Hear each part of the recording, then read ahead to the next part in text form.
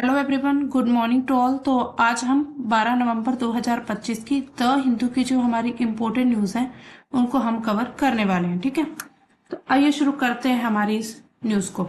हम्म तो देखिए, सबसे पहले हम आपको बता दें कि हमारा ये जो द हिंदू का डेली न्यूज़ एनालिसिस का सेशन रहता है, इसमें हम पॉलिटी, आईआर, इसके साथ history, art and culture, economy, science and tech and environment, geography से रिलेटेड जितनी भी इंपॉर्टेंट न्यूज़ आती है उनको हम वन बाय वन कवर करते हैं। तो हमने आपको एक कल का क्वेश्चन ऑफ द डे दिया था। आपको क्वेश्चन ऑफ द डे मिलता है सेशन के बिल्कुल लास्ट में। उसका आंसर आपने कमेंट सेक्शन या फिर नेक्स्ट डे में आपके मतलब इस सेशन में आपको मिल जाएगा। तो इसमें जो क्वेश्चन क्या है कि जयंतिया जो गौरव दिवस है 2025, उसका उद्देश्य क्या है। पहले, आदिवासी स्वतंत्रता सेनानियों की विरासत का सम्मान, विशेष रूप से भगवान बिरसा मुंडा का। तो ए ऑप्शन ही इसका करेक्ट है। 150th जो इसकी एनिवर्सरी मनाई गई थी बिरसा मुंडा का एक तरह से, तो उसको रिलेटेड ये क्वेश्चन करंट अफेयर से बना हुआ है।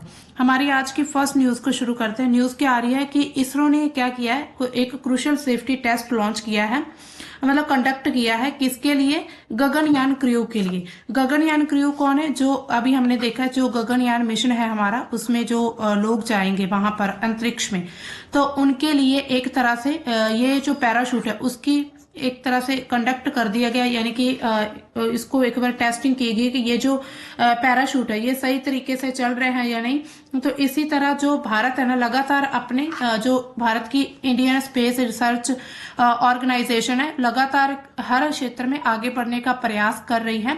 तो टेस्ट जो है ये बबीना फील्ड में फायरिंग रेंज उत्तर प्रदेश के जो झांसी है उसमें ये टेस्ट किया गया है। ठीक है, और अगर हम देखें तो ये गगनयान ये क्रू है उसके लिए एक तरह से मॉड्यूल होगा, और जो पैराशूट है ये सिस्टम मतलब कंप्राइज होंगे, टोटल 10 पैराशूट होंगे 4 तरह के, यानी कि 10 पैराशूट हैं और उनकी 4 टाइप्स, अलग अलग 4 टाइप्स होंगी। ठीक है, थोड़ा डिटेल में देखते हैं।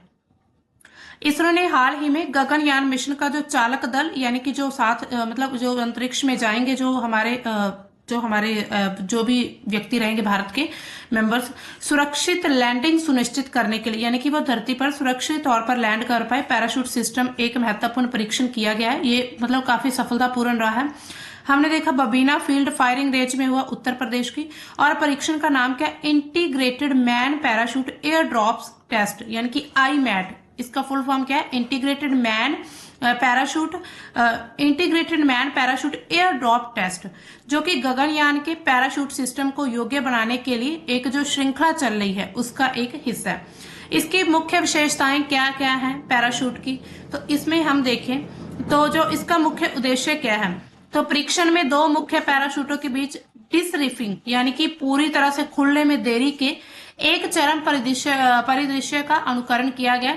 इससे पैराशूट की जो संरचनात्मक मजबूती, यानी कि उसको जिस तरह से उसका जो स्ट्रक्चर तैयार किया गया, उसको मजबूत, असीमित स्थितियां, ये सब जांच की गई है, जो कि मिशन के दौरान सबसे महत्वपूर्ण होता है। ये जो चालक दल उसकी सुरक्षा के लिए काफी जरूरी होगा, क्योंकि गगनयान जो है कैप्सूल पृथ्वी पर वापसी के दौरान उच्च गति से उतरता है। यानी कि जब मान लीजिए जब हम यहाँ से मिशन को लॉन्च करेंगे, जब ये वापस आएगा तो काफी ज्यादा गति से आता है। तो उसके लिए फिर यहाँ पर जब मतलब जो भी एक तरह से रॉकेट होगा उसमें से जब बाहर निकलेंगे तो उनके लिए जो पैराशूट है वो आसानी से ओपन हो जाए। इसकी प्रक्रिया क्या रही है? भारतीय वायुसेना ने IL-76 विमान से 2.5 किलोमीटर की ऊंचाई से गगनयान तक के जो मॉडल हैं उनके बराबर वजन, उनका एक टेस्ट आर्टिकल ड्रॉप किया है। पैराशूट सिस्टम जो है पूरा अनुमानित रूप से काम किया गया, यानी कि पहले इसमें अनुमान लगाया गया कि ये किस किस तरह से काम कर सकता है, फिर इस पर पूरी तरह से इसकी जो भी लॉन्च किया है इसको पूरी टेस्टिंग की गई। कैप्सूल ने स्थिर उतरान और नरम लैंडिंग हासिल की है, यानी कि बिल्कुल सफल रहा है। इसमें सुरक्षा रिडंडेंसी क्या है? गगनयान का जो पैराशूट सिस्टम है 4 प्रकार के 10 पैराशूट से बना हुआ है। तो इसमें 2 अपेक्स कवर सेपरेशन पैराशूट है, जो कि हीट शील्ड को कवर करते हैं। दूसरा है 2 ड्रोग पैराशूट, जो स्थिरता प्रारंभिक मंदी प्रदान करते हैं। इसके साथ 3 पायलट पैराशूट होंगे, यानी कि मुख्य पैराशूटों को खींचते हैं। चौथा है 3 मुख्य पैराशूट, यानी कि हर 25 मीटर का इसका व्यास रहेगा। और जो अंतिम मंदी होगी जहां पर 2 पर्याप्त है सुरक्षित लैंडिंग के लिए, मुख्य पैराशूट रीफ्ड इन्फ्लेशन प्रक्रिया से खुलते हैं, जो कि क्रूर पर उच्च जो ग्रेविटेशनल फोर्स है उसको रोकती है। एक तरह से अगर हम देखें, ये पूरा जो परीक्षण किया जा रहा है पैराशूट का, ये हमारे जो भारत का अभिचालक दल होगा जो कि गगनयान मिशन में जाने वाला है, तो उनके लिए ये तैयार किया जा रहा है और उसके उनकी सेफ्टी के लिए पूरे प्रबंध किए जा रहे हैं। अब देखिए जो गगनयान मिशन इतना महत्व क्यों, भारत का ये पहला मानव अंतरिक्ष उड़ान मिशन होगा, पहला होगा, जो कि 3 सदस्यीय चालक दल को 400 किलोमीटर की जो निचली पृथ्वी की कक्षा है उसमें 3 दिन के लिए ये भेजा जाएगा। यानी कि यहाँ पर 3 मेंबर्स जाएंगे और उसमें 3 दिन तक वहां पर जो पृथ्वी की निचली कक्षा उसमें रहेंगे। ये mission HLLV-M3 human rotated LV-M3 rocket से लॉन्च किया जाएगा और परीक्षण के बाद जनवरी 2026 में इसका पहला अनक्रूड लॉन्च, यानी कि वहां पर कोई भी व्यक्ति वगैरह नहीं होंगे, क्रूड नहीं जाएगा, लेकिन फिर भी उसको लॉन्च करके देखा जाएगा। और 2027 में जो है पूरा क्रूड मिशन लॉन्च करने की योजना है, यानी कि ये मिशन जो है 2027 में हो सकता है। इसके बाद ये जो परीक्षण DRDO, भारतीय वायुसेना, नौसेना, इसके साथ ही कोस्ट गार्ड, उन सभी के सहयोग से ये जो पैराशूट का ये जो किया गया है, पैराशूट का परीक्षण किया गया है, तो इन सभी की हेल्प से हुआ है। अब देखिए गगनयान के मुख्य फायदे क्या होंगे। सबसे पहले तो स्वदेशी तकनीक हमारी डेवलपमेंट होगी, क्योंकि बहुत सारी इसमें नई तकनीकों का यूज किया गया, 100 से ज्यादा नई टेक्निक्स यूज की गई, जो कि भविष्य के मिशन जिसमें चंद्रयान, मंगलयान या फिर अंतरिक्ष स्टेशन में, इन सब में काम आएंगी। इसके साथ ही माइक्रोग्रेविटी जो है उसमें जैविकी, भौतिकी, सामग्री विज्ञान प्रयोग होंगे। मानव शरीर पर अंतरिक्ष के प्रभाव का अध्ययन किया जाएगा कि मनुष्य की बॉडी पर अंतरिक्ष का क्या प्रभाव पड़ता है। स्वतंत्र अंतरिक्ष पहुंच रहेगी। भारत अमेरिका, रूस, चीन के बाद चौथा देश बन जाएगा जो स्वयं के रॉकेट से मानव भेज सकता है। यानी कि जो भी इस रॉकेट में जो LV-M3 जो हम रॉकेट की बात करें, ये भारत में ही तैयार किया गया है और इसमें भारतीय मेंबर ही जाएंगे। तो ये हम इस लाइन में, यानी कि इस श्रृंखला में शामिल हो सकते हैं अमेरिका, रूस और चीन के बाद। विदेशी लॉन्च पर निर्भरता खत्म हो जाएगी। मानव अंतरिक्ष मिशन से जो भी टेक्निक मिलेगी हमें, satellite recovery, reusable launch vehicle, hypersonic re entry, missile रक्षा, ISR, तो इन सभी में यूज रहेगा। भविष्य में अंतरिक्ष स्टेशन और चंद्रबोस के लिए ये आधार भी बन सकते हैं। उद्योगों का विकास होगा। यहाँ पर 500 से ज्यादा जो भारतीय कंपनियां हैं, जिसमें HAL है, L&T है, गोदरेज, MTAR, सेंटम है, तो इन सभी का बढ़ावा मिलेगा। MSME, इसके साथ स्टार्टअप्स को भी बढ़ावा मिल सकता है। 10,000 से ज्यादा का निवेश किया जाएगा, यानी कि लाखों नौकरियां मिल सकती है लोगों को, इंजीनियर, तकनीशियन, वैज्ञानिक के तौर पर। इसके साथ ही cryogenic engine, parachute system, sensor जैसी जितनी भी तकनीक है उनका निर्यात भी भारत के द्वारा किया जा सकता है अगर गगनयान मिशन बिल्कुल सफल रहता है। अंतरिक्ष सेवाएं, लॉन्च, सैटेलाइट और में भारत की जो हिस्सेदारी वो बढ़ेगी। युवाओं में स्टेम की रुचि, यानी कि व्योमानॉट्स ग्रुप कैप्टन जो है जो प्रशांत नायर हैं, अजीत कृष्णन आदि, ये राष्ट्रीय प्रेरणा के स्रोत बन सकते हैं। इसके साथ ही स्कूल कॉलेज में अंतरिक्ष विज्ञान कोर्स कराए जा सकते हैं, क्लब प्रोजेक्ट बढ़ सकते हैं। इसरो, DRDO, IIT, IISc में अंतरिक्ष इंजीनियर, बायो एस्ट्रोनॉटिक्स जो उनमें एक तरह से एक्सपर्ट्स बन जाएंगे। और अंतरिक्ष सहयोग जिसमें नासा, यूरोपियन स्पेस एजेंसी, इनसे भी परीक्षण करवाया जाएगा। ठीक है, इसके बाद विश्व के जो 4 मानव अंतरिक्ष राष्ट्र जो है उसमें शामिल हो जाएगा, हमने अभी बात ही की थी। इसके साथ ही नासा का जो EXIM 4 मिशन है, भारतीय व्योमानॉट जो है गया है, तो JAXA, ESA के साथ समझौते भी हो सकते हैं। इसके साथ ही गगनयान की सफलता से भारत की जो विश्वसनीयता बढ़ेगी यानी कि निवेश, पर्यटन और ब्रांड की एक तरह से वैल्यू बढ़ जाएगी। आत्मनिर्भर भारत बनेगा, पूरी तरह से स्वदेशी मिशन लॉन्च कर सकता है, तैयार कर सकता है। इसके साथ ही पैराशूट, लाइफ सपोर्ट, जो नेविगेशन तकनीक है, बाढ़, भूकंप राहत, जो उसमें भी ड्रोन, कैप्सूल डिलीवरी की जा सकती है। यानी कि भारत को इस मिशन से बहुत सारे फायदे होने वाले हैं। सबसे पहले तो भारत का जो एक तरह से छवि है पूरे विश्व में जो छवि है वो अच्छी हो जाएगी। क्यों? क्योंकि जो हम देखते हैं USA, उसके साथ ही चीन है, ठीक है, उसके साथ ही जो रूस है, तो इन तीनों के बाद भारत चौथा देश बन जाएगा यहाँ पर इंडिया, जो अपना स्वदेशी मिशन लॉन्च करेगा। अब इससे क्वेश्चन कैसे बन सकता है, गगनयान मिशन के लिए इसरो के द्वारा उपयोग किया जाने वाला लॉन्च व्हीकल कौन सा है? तो अभी हमने देखा था LV-M3, यानी कि GSLV-M3, तो इसका जो शॉर्ट फॉर्म है LV-M3। गगनयान मिशन के पहले अनमैन्ड टेस्ट यानी कि कब किया जाएगा जो अनमैन्ड टेस्ट रहेगा। तो इसको, हाँ, ये ऑप्शन यहाँ, ये जो है ए ऑप्शन इज करेक्ट, इसको जनवरी 2026 में, ए ऑप्शन इज करेक्ट, यानी कि जनवरी 2026 में इसको लॉन्च किया जाएगा। हमने अभी देखा था पीछे। अनमैन्ड मतलब इसमें कोई भी मनुष्य नहीं भेजा जाएगा, सिर्फ एक तरह से ये लॉन्च होगा, देखा जाएगा कि सही तरीके से ये चल रहा है रॉकेट या फिर नहीं। तो उसके बाद फिर 2027 में जिसमें मनुष्य भेजे जाएंगे वो होगा लॉन्च। अब हमारी नेक्स्ट न्यूज की तरफ बढ़ते हैं। नेक्स्ट न्यूज क्या आ रही है, एक नई मधुमक्खी की प्रजाति की खोज हुई है, Lucifer. Lucifer bee with devil like horn, यानी कि एक तरह से राक्षस की तरह उसके हॉर्न, यहाँ पर आप देख रहे हैं, ये देखिए सींग है इसके 2। तो ऐसी मधुमक्खी की एक जो है वो फाउंड की गई है ऑस्ट्रेलिया में, ठीक है। उसके बारे में देखते हैं। ऑस्ट्रेलिया के जो वैज्ञानिक है उन्होंने एक नई प्रजाति की खोज की है, मधुमक्खी की प्रजाति है, स्पीशीज, जिसका नाम क्या, मेगा चाइल्ड हैक्री एपिस लूसीफेर रखा गया, नाम इन्होंने रखा है। ये मधुमक्खी शैतान जैसी छोटी छोटी सींगों वाली है और इसे राक्षसी लुक, यानी कि एक राक्षस की तरह लुक देती है, जैसे 2 सींग बने हुए हैं इसके।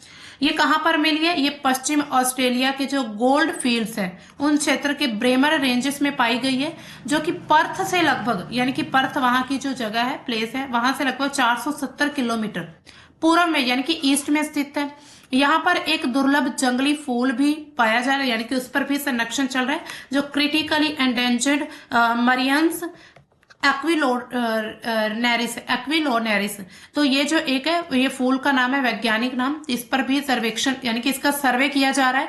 उसी दौरान ही 2019 में कर्टिन यूनिवर्सिटी की जो रिसर्चर्स हैं, डॉक्टर क्रिट प्रेंडरगेस्ट, उनको ये मधुमक्खी नजर आई थी। तो अब क्या है, अब इसके एक तरह से इसको नोटिफाई कर दिया गया है। इसके साथ ही जो सींगों का राज, इसके जो सींग लगे हुए हैं, मधुमक्खी के सींग आखिर क्यों लगे हुए हैं, हमने जानवरों के सींग देखे हैं, तो अब मधुमक्खी के सींग कैसे। तो इसका राज क्या है कि मादा मधुमक्खी के चेहरे के पर ऊपर की ओर उभरी हुई छोटी सी सींगे होती हैं।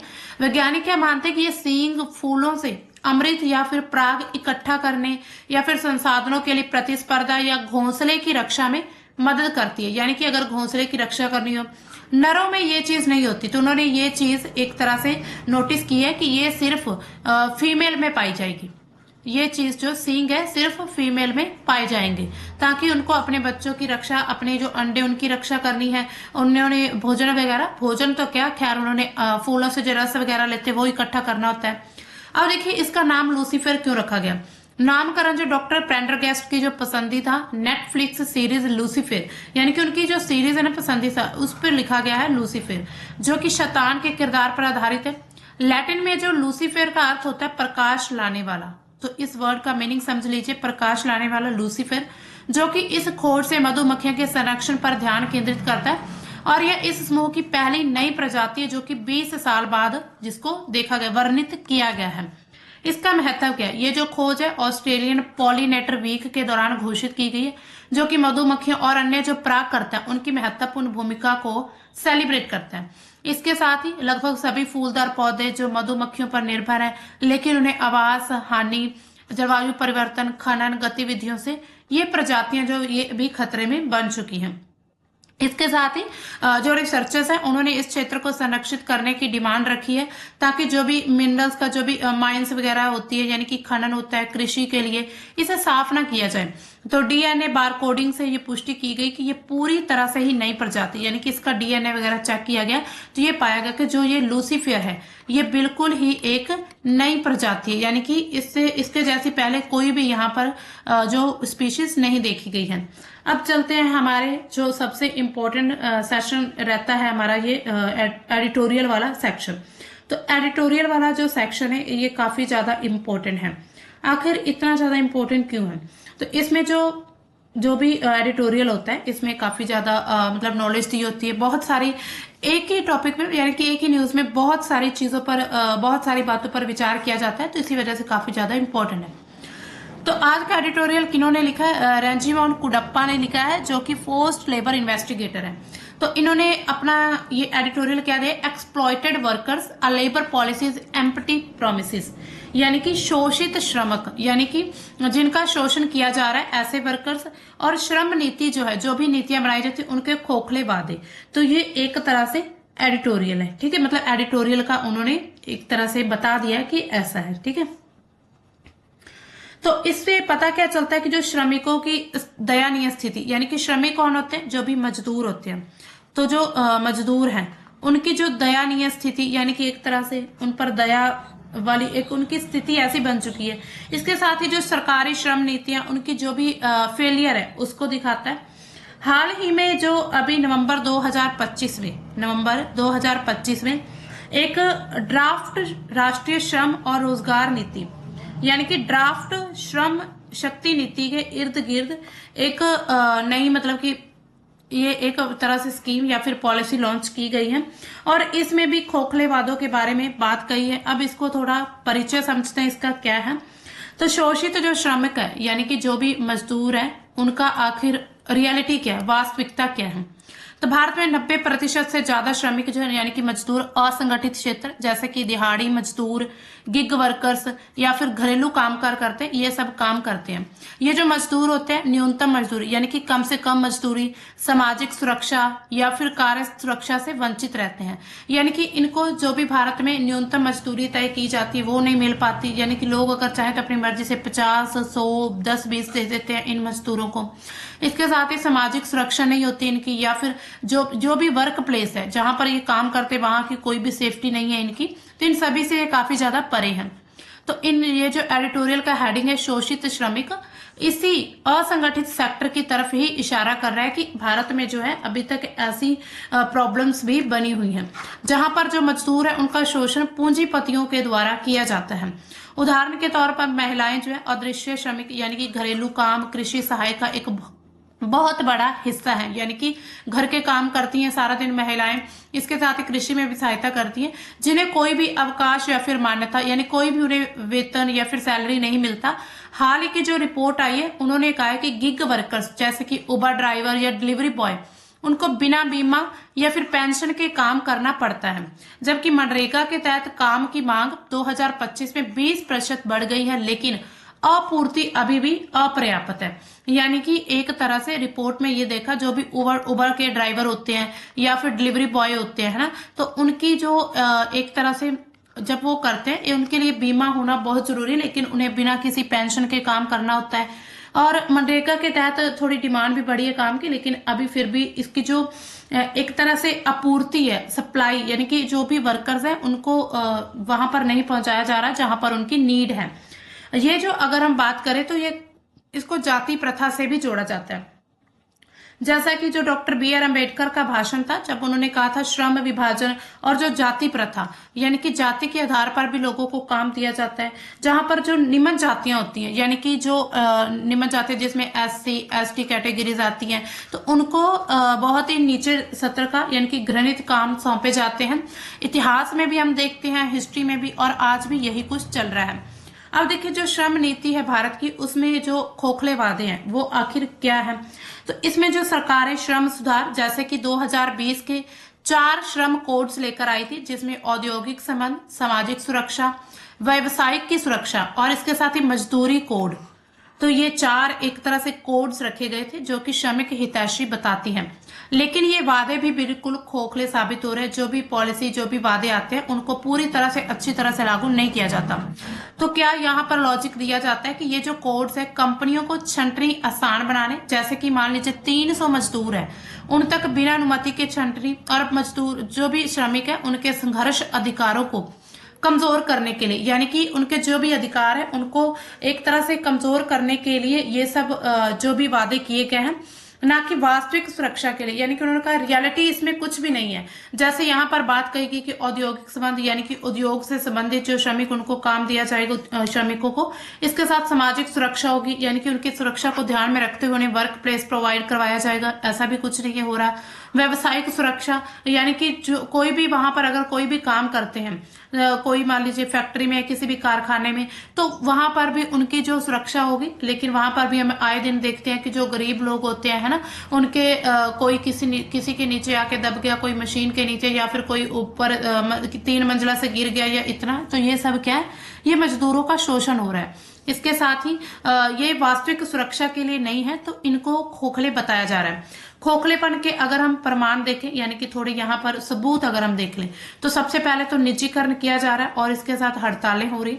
2022 से 25 के बीच जो श्रमिक संगठन है उनकी हड़तालें बढ़ी, लेकिन नीतियां जो है सप्लाई साइड बनी रही हैं, यानी कि कारोबार समर्थक रही हैं। कोरोना के बाद बेरोजगारी लगातार बढ़ी, हम सभी ने देखा, लेकिन जो नीतियां पूंजीपतियों के हित में रही हैं, जितनी भी नीतियां बनाई गई थी वो सब जो भी कैपिटलिस्ट को फॉलो करते हैं, यानी कि बड़े बड़े जो बिजनेसमैन हैं, तो उन सभी के लिए ये काफी ज्यादा फायदेमंद रहा था। लेकिन जो आम जनता है, मजदूर, श्रमिक, उनके लिए काफी ज्यादा मतलब उन्हें बहुत ही ज्यादा एक तरह से उनकी स्थिति काफी नीचे चली गई है। ड्राफ्ट श्रम शक्ति नीति 2025 क्या कहती है? सीजेपी की जो आपत्ति, उसके अनुसार ये जो नीति है, गिग वर्कर्स जो होते हैं, प्रवासी मजदूर हैं या फिर महिलाएं, उनके लिए विशिष्ट प्रावधानों की कमी रखती, यानी कि इसमें कोई भी विशिष्ट प्रावधान महिलाओं के लिए नहीं किए गए। इसके साथ ही त्रिपक्षीय वार्ता, यानी कि सरकार, श्रमिक और उद्योग, इन तीनों की जो एक तरह से वार्ता हुई है, मीटिंग हुई है, इनका वादा है, लेकिन राज्य स्तर पर अभी भी इसको इम्प्लीमेंट नहीं किया जा रहा है। यानी कि अगर कोई पॉलिसी आ भी जाती तो उनका प्रॉपर इम्प्लीमेंट नहीं होता है।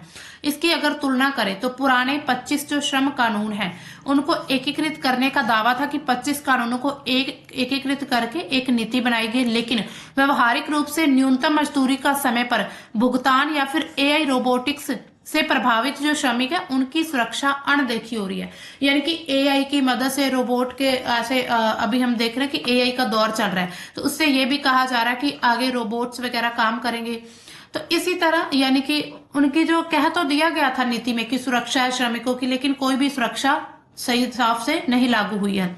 राजनीतिक दृष्टिकोण क्या है? जो सरकार है उसको वादा खिलाफी ये चीज बताती है, और इसके साथ ही ये जो श्रम सुधार है इनको नया भारत का हिस्सा बताया जाता है, लेकिन जमीनी स्तर पर शोषण फिर लगातार बढ़ रहा है। इसके साथ समस्याओं का विश्लेषण कैसे, यानी कि क्यों है ये खोखले वादे आखिर क्यों किए गए हैं। तो इसमें जो संरचनात्मक मुद्दों पर हम बात करें तो जो श्रम संविधान है उनकी समवर्ती सूची में होने से राज्य सरकारें नीतियों को कमजोर करती हैं।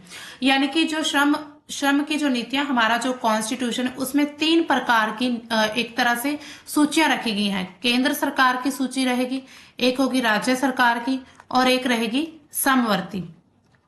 जो समवर्ती है, पहले समझे केंद्र, तो केंद्र जो सूची है उसमें ऐसे विषय रखेंगे जिस पर सिर्फ केंद्र ही कानून बनाएगी। राज्य सरकार, राज्य सूची में ऐसे विषय रखे गए हैं जिसमें राज्य सरकार कानून बनाएगी। समवर्ती सूची जो है इसमें राज्य और केंद्र सरकार दोनों ही मिलकर, सेंटर और स्टेट मिलकर ही जो है नीतियां बना सकती है, मिलकर उनको लागू कर सकती है। अब जो श्रम की नीति है वो सेंटर के द्वारा बना दी गई है, लागू कर दी गई है, लेकिन इसको जो है स्टेट में भी इसका आता है, लेकिन स्टेट इसको पूरी तरह से इम्प्लीमेंट नहीं कर रही है। तो यहाँ पर ये दिक्कत हमें देखने को मिल रही है, यानी कि पूरी तरह से इनका अच्छे से इम्प्लीमेंट ना हो पाना, तो कहीं ना कहीं राज्य सरकारों का भी यहाँ पर दोष हमें नजर आ रहा है। असंगठित क्षेत्र, जहां पर 90% जो श्रमिक है उनको कवर करने वाले कानूनों का अमल बिल्कुल ही जीरो है। यानी कि जो 90% मजदूरों के लिए कानून बनाए गए हैं वो बिल्कुल ही जीरो है, यानी कि 1% भी उनको लागू नहीं किया गया। भविष्य की चुनौतियां क्या है? अब देखिए एआई जैसे कि सबसे बड़ी चुनौती, क्योंकि एआई बहुत सारे लोगों की नौकरियां छीन भी रहा है। हालांकि हम टेक्निकल क्षेत्र में तो आगे बढ़ रहे हैं, लेकिन फिर भी हमारा जो भारत के जो लोग हैं या फिर अगर हम मनुष्य की बात करें तो उनका विकास कम हो रहा है, यानी कि उनकी वैल्यू कम होती जा रही है। इसके साथ ही रोबोटिक्स और जो बायो इंजीनियरिंग है उनसे श्रमिक विस्थापन का जिक्र है, यानी कि जो मजदूर है वो एक जगह से दूसरी जगह जा सकते हैं, लेकिन नीतियां काफी पुरानी है। महिलाओं और दलित श्रमिकों का दोहरा शोषण जो है अभी तक अनसुलझा बना हुआ है। इसमें जो आंकड़े के 2025 तक बेरोजगारी की दर 8% से ऊपर, लेकिन नीति में रोजगार सृजन में कोई भी ठोस कदम नहीं उठाए गए हैं। जो नीतियां, मनरेगा मांग बढ़ने के बावजूद भी फंडिंग में कटौती हुई है, यानी कि मनरेगा में डिमांड तो बढ़ी है लेकिन फिर भी मनरेगा के लिए फंडिंग बहुत कम दी गई है। तो मनरेगा की भी बहुत सारी असफलताएं रही हैं, जिसमें वित्तीय अपर्याप्तता है, बजट कटौती की जा रही है। इसके साथ ही जो मजदूरी का भुगतान होता था उसमें काफी ज्यादा देरी कर दी जाती थी। इसके साथ भ्रष्टाचार बढ़ता जा रहा था। जो भी वहां पर प्रधान होते थे, यानी कि जिन्होंने भी मजदूरों की अटेंडेंस लगानी होती थी, वो क्या करते थे, कई बार उनकी मजदूरी अपने खाते में या फिर खुद ही रख लेते थे। फर्जीवाड़ा चल रहा था। इसके साथ ही कुछ मतलब जो एक तरह से हमने पीछे एक न्यूज देखी थी, उसमें ये था कि कुछ पुरुष जो है वो महिलाओं की साड़ी पहनकर वो मनरेगा का काम कर रहे हैं। यानी कि ऐसी सिचुएशन बन रही है कि काम ना मिलने पर व्यक्ति कुछ भी करने के लिए तैयार है। तो अब इस एडिटोरियल का निष्कर्ष क्या निकलता है, सुझाव क्या दिए जाते हैं। तो नीति को श्रमिक वर्ग, जिसमें गिग, प्रवासी या फिर महिलाएं, उनके हिसाब से विभाजित करना चाहिए। इसके साथ यानी कि इनके लिए अलग अलग प्रावधान होने चाहिए इस नीति में। त्रिपक्षीय वार्ता को और मजबूत बनाया जाए, जहां पर श्रमिक हित जो है वो प्राथमिक हो, यानी कि जो मजदूर है उनके हितों को प्रायोरिटी दी जाए। इसके साथ ही न्यूनतम मजदूरी को अनिवार्य किया जाए। एआई से संबंधित विवादों के लिए एक नया फ्रेमवर्क तैयार होना चाहिए। अंबेडकर की तरह श्रम विभाजन को रुचि आधारित बनाना चाहिए, ना कि जाति आधारित। यानी कि जाति के आधार पर मजदूरों को नहीं बांटना चाहिए, बल्कि रुचि के आधार पर कि कौन से व्यक्ति की रुचि किस काम में, कौन खेत के काम कर सकता है, कौन मनरेगा का काम कर सकता है, कौन व्यवसायिक कार्य कर सकता है, इसके साथ ही कौन जो है उद्योग में कार्य कर सकता है। तो अलग अलग जो है रुचि के आधार पर उनके अलग अलग ग्रुप्स या फिर उनको विभाजन किया जाए। इसके साथ ही जो सुझाव क्या मिलता है कि जो श्रमिक संघ है उनको एकजुट होने, नीति को और चुनौती देने का आह्वान करता है ये एडिटोरियल, ताकि ये जो खोखले वादे हैं ये शोषण का हथियार ना बने। यानी कि खोखले वादों की वजह से जो श्रमिक है उनका एक तरह से शोषण ना हो। तो अब इसमें देखिए लास्ट में जो इस यानी कि इस एडिटोरियल से रिलेटेड क्वेश्चन कैसे बन सकता है। निम्नलिखित में से कौन सा कथन ड्राफ्ट राष्ट्रीय श्रम एवं रोजगार नीति 2025 के बारे में सही है। यह नीति गिग वर्कर के लिए अलग सामाजिक सुरक्षा कोष बनाने का प्रस्ताव करती है। नीति में त्रिपक्षीय वार्ता को वैधानिक बाध्यता बनाया गया है। इसमें कौन सा कथन सही है, केवल एक, केवल दो, दोनों या फिर कोई नहीं। तो अभी हमने जो एडिटोरियल जितना भी समझा उसमें डी ऑप्शन इज करेक्ट, यानी कि ऐसी कोई भी यहाँ पर बात नहीं की गई, बल्कि उन्होंने गिग वर्कर्स, महिलाएं और इसके साथ ही एक और कैटेगरी थी महिलाएं प्रवासी, प्रवासी जो प्रवासी मजदूर होते हैं उनके लिए अलग अलग नीतियों यानी कि उनका विभाजन किया गया। नीति में त्रिपक्षीय वार्ता को बाध्यता नहीं बनाया गया, बल्कि उन्होंने कहा इस वार्ता को और ज्यादा मजबूत करें ताकि इन नीतियों में अच्छे से लागू किया जाए। तो इसमें आपके लिए हम एक मेंस का क्वेश्चन लेकर आए। ड्राफ्ट श्रम शक्ति नीति 2025 में असंगठित क्षेत्र के श्रमिकों की सुरक्षा के लिए क्या प्रावधान है। नीति के खोखलेपन की आलोचना कीजिए, यानी कि नीति का जो खोखलापन है वो क्यों है, इसके बारे में आपने पूरा डिटेल में बताना है। तो इस क्वेश्चन से क्या कर सकते हैं, ये एक मेंस का क्वेश्चन है, आप इससे प्रैक्टिस कर सकते हैं। आप देख सकते हैं कि आपको कितनी समझ हुई कितनी नहीं। इसके साथ ही हम आपको आज का देते हैं क्वेश्चन ऑफ द डे। तो क्वेश्चन ऑफ द डे क्या है, FAO की रिपोर्ट 2025 की addressing land degradation across land holding scales. इसके अनुसार मानव प्रेरित भूमि क्षरण से वैश्विक फसल भूमि का कितना प्रतिशत जो है वो प्रभावित हुआ है, पूरे विश्व की भूमि का कितना % इससे प्रभावित हो रहा है। तो इसमें बताना है आपने A option 10%, B 15, C 20 and D 25%। आपने जो इसका सही यानी कि करेक्ट आंसर है वो हमें कमेंट सेक्शन में बताना होगा, या फिर आप हमारा कल का सेशन देख सकते हैं इसके लिए। तो दोस्तों ये था हमारा आज का, ठीक है, कंप्लीट जो हमारा द हिंदू का हमने एनालाइज किया। इसमें जितने भी इंपॉर्टेंट न्यूज थे उसको हमने कवर कर लिया। इसके साथ ही हमारी एक यूपीएससी की MCQ प्रैक्टिस सीरीज चल रही है, आप उसको भी ज्वाइन कर सकते हैं। यानी कि उसमें आपको बहुत अच्छे अच्छे करंट अफेयर्स के प्रैक्टिस क्वेश्चन करवाए जाएंगे जो अभी 2026 में एग्जाम देने वाले हैं, उनके लिए काफी इंपॉर्टेंट रहेगा।